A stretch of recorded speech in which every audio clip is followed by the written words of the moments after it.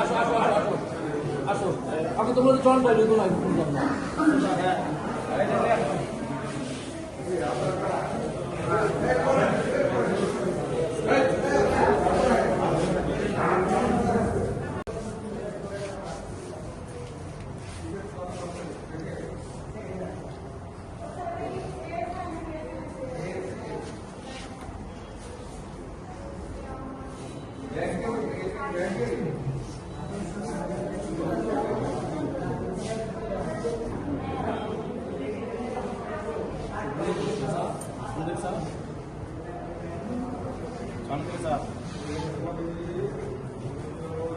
আপনারা দেখতে পাচ্ছেন ঢাকার আশুলিয়া থানার নয়ারহাট বাজারে স্বর্ণ ব্যবসায়ী দিলীপকে হত্যা করে এবং এখানে একজন ড্রাইভার ছিল, গাড়িতে বসা, সেই গাড়ি ড্রাইভ করে স্টার্টে ছিল, তালিম ককটেল বিস্ফোরণ করে আতঙ্ক সৃষ্টি করে এবং আরিফ এবং রিপন, আরিফ প্রামাণিক এবং রিপন তারা হচ্ছে গিয়ে একজন ঘাড়ে এবং একজন বুকে স্টেপিং করে দিলীপ ওইখানেই ঘটনাস্থলে রক্তাক্ত পড়ে যায় এবং তার হাতে স্বর্ণের যে ব্যাগটা ছিল সেই ব্যাগটা মাসুদ রানা আর ইমরান নিয়ে তারা আসে গাড়িতে উঠে। আর ওই এলাকাটি কর্ডন করে পাহারা দিচ্ছিল, অন্য কেউ পুলিশ বা আসবে না।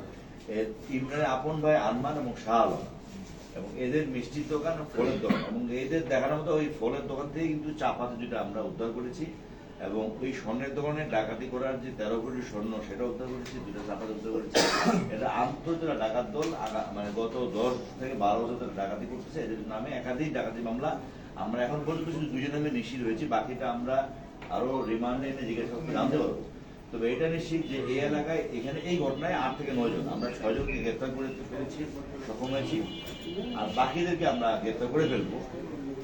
এবং আগের যে ডাকাতির ঘটনাগুলি প্রত্যেকটি ডাকাতির ঘটনা আমরা ডিটেক্ট করেছি, অ্যারেস্ট করেছি এবং বিজ্ঞ আদালতে সোপর্দ করেছি।